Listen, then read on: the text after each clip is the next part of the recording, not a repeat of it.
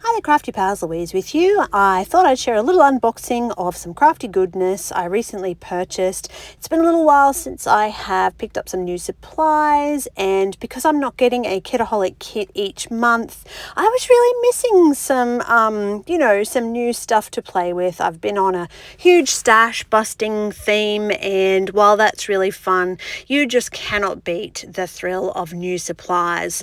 So I had a bit of a look, and I tried to put together what I thought would make up a little bit of a kit, and then threw in a couple of extra things as well, just for, the sake of having something new to play with. So I got a washi tape, and it's really cool. I think it's going to be great for journaling. I got this packet of ephemera, which is a mix of butterflies and some florals, so really pretty. I got some background frames in both that sort of rectangular square sort of theme, and then some more filigree ones as well. I seem to be missing a few things in titles, so I did get a couple of packets of titles and some pages. I got the papercraft stamp set. I love stamp circles. And I chose these on the description of the site. They didn't have what size that these Brutus Munro pieces were. I actually thought they would be 12 by 12 based on the cost of them.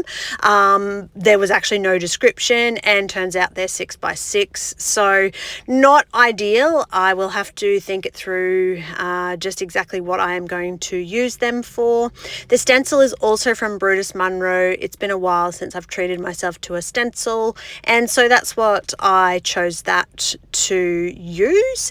Then we've got the sparkling coat black paste. So black paste is really fun to use, and of course it does dirty your stencils, so I recommend that you be sure to clean them really early if you are using black.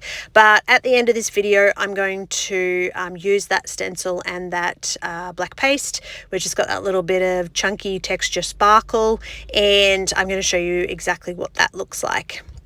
So you can see that my kit has almost a little bit of a theme. It's quite neutral. It's got lots of browns. I've got these 49er Market. They're called fabric tape. So they're not quite a washi tape. They're just a little bit heavier, but they don't have that textured fabric either. I did also get this really fun packet of 12 by 12 papers, and I love these collage frames. I think they're really quite interesting. They're definitely pretty, and that I think they give you a really good base to work with, and particularly if you're a multi-photo scrapper, these are going to be really fun to play with. So I'm hoping to get some layouts done with those soon. And then I got the wood grain patterned papers as well. It's been a while since I purchased some wood grain. I'd been using up stash, and I really liked the textures and the colors and the patterns that this particular pack had.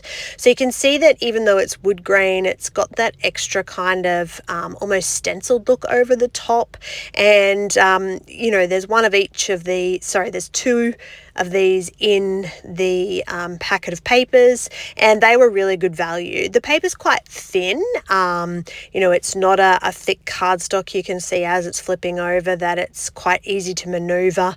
I'd estimate it maybe around like a 180 GSM, but don't quote me on that. Certainly it's not a thick cardstock as such. It's definitely a paper.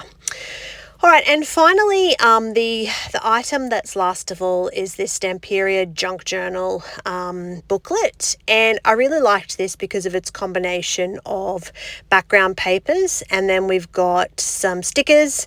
So interesting to see the stickers. Then we've got some cardboard pieces, pre-cut, die-cut, ephemera, whatever you want to call them, that mix in really beautiful with the background papers. So not a typical sort of item that I would buy, and definitely a bit of a FOMO.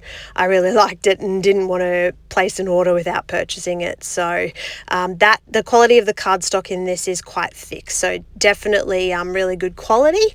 But little unboxing, so to speak, of some new shopping elements. So what I would call my kind of home kit, where we've got patterned paper, die cuts, ephemera, title pieces, a a sticker sheet, a stencil, some paste, some frames, and enough to really put together something quite intriguing. And if you've made it this far, thanks so much for staying with me. What I'm going to do is actually use this paste straight into a stencil. And as I mentioned earlier, be sure to make sure that you clean your stencil straight away, because black really does soak into a stencil. And you can see I've dribbled some of that paste on there already. It didn't stick to the spatula. It was quite thin, which is good because it can maneuver around, but at the same time, it's got a very grainy sort of texture, so there was quite a bit. But it was really fun to have a bit of a play with some new products and get a few elements into stash that I can now sit down and create with. Keep an eye out for some new videos coming soon. Thank you so much for visiting and watching, and as always, happy scrapping!